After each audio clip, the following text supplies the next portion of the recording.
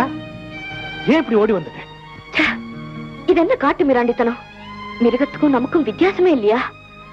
இது நாகரிகம் இல்ல மூர்த்தி, நாரி போன காலித்தனம். இது சட்டம் எப்படி அனுமதிக்குது? போலீஸ்க்கு தெரியாம தான் இந்த மாதிரி பார்ட்டி எல்லாம் நடக்குது. இத பத்தி நீங்க ஏன் என்கிட்ட முதல்லயே சொல்லல? இப்படிப்பட்ட பார்ட்டியா இருக்கும் நானே எதிர்பார்க்கலையே. ராஜசேகர சாருக்கு இவங்க இப்படிப்பட்டவங்கன்னு தெரிஞ்சிருக்காது. எலிக்கு பயந்து புலி குகைக்குள்ள நுழைஞ்சிட்டேன். நான் சுதந்திரத்தை தான் விரும்புறேன் மூர்த்தி. இந்த மாதிரி கீழ்த்தனமான வாழ்க்கையை நான் விரும்பல. இனிமே நான் அவங்க வீட்டுல இருக்க மாட்டேன். என்னால முடியாது.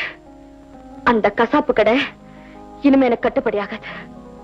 ராதிகா, என் ஃப்ரெண்ட் ஒருத்தர் இருக்காரு, ரமேஷ்னு பேரு. அவங்க வீட்டுல ஒரு போர்ஷன் காலியா இருக்கு.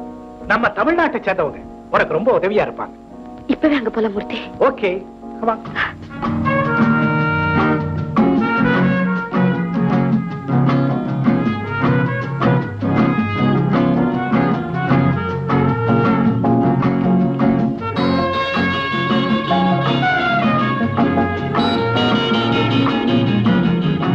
சொந்த ஊர்ல இருந்து தொலைவான இடத்துல இருக்கிற நமக்கு ஒருத்தருக்கு ஒருத்தர் தான் துணை. ராதிகா இங்கே இருக்கட்டும். ஓகே. ராதிகா, உங்க அப்பா மெட்ராஸ்ல என்ன செய்யறாரு? எனக்கு சொந்தக்காரங்களே யாரும் கிடையாது. நான் ஒரு அனாதை. எங்களுக்கு பொண்ணு ரொம்ப பிடிச்சு போச்சு. என்னடா தம்பி, இந்த மாசம் 12ஆம் தேதிக்கு மேல எனக்கு லீவ் இல்லையம்மா. சுந்தரி, கேட்டியா? அதுக்குள்ளாகவே கல்யாணத்தை முடிச்சு பையன் சூசகமா சொல்றான். ஆமா ஆமா, இந்த பொண்ணுக்கு கூட பிறந்த தங்கச்சி ஒண்ணு இருக்குன்னு கேள்விப்பட்டோம். அது இப்ப எங்க இருக்கு? அது அது வீட்டை விட்டு ஓடி போயிடுச்சுன்னு சொல்றதுக்கு அச்சப்படுறாங்க. பாவம், அதுக்கு அவங்க என்ன பண்ணுவாங்க? நல்ல குடும்பங்கள்ல எதிர்பாராம இப்படி சில விபரீதங்கள் நடந்து போயிடுது. அதை குத்தி காட்டி பேசுறது மனித தன்மையே இல்ல. ஆமா, உங்களை மாதிரி தங்கமானவங்களை நாங்க கும்பிடுற அபிராமி தான் இங்க அனுப்பி வச்சிருக்க.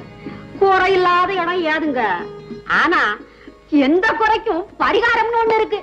அதை செய்துட்டா சரியா போயிடும். நீங்க என்ன சொல்றீங்க? தங்கச்சி செஞ்ச குற்றத்துக்கு அக்கா தண்டனை அடைய வேண்டியதில்ல. அந்த குறைய மறந்து சந்தோஷமா உங்க வீட்டுல பொண்ணு எடுத்துக்கிறோம்.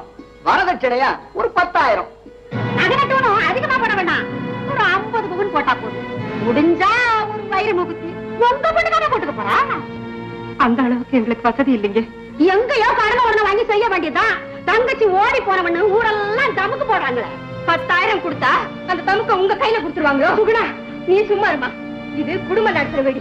உங்க பேச்ச பார்த்தா சந்தையில மாடு பிடிக்கிற மாதிரி இருக்கு. என்னடி சொல்ற பண்ணி? மரியாதையா வெளியே போன்னு சொல்ற. நீ மரியாதையா பேசி பழகுங்க. இல்லன்னா நாக்க இழுத்து வச்சு அறுத்து விடுறேன். ஏந்திரா, ஏந்திரியா, சட்டம் பிடிச்சு வாங்க. பொண்ணு வாங்க வேண்டாம், பொண்ணு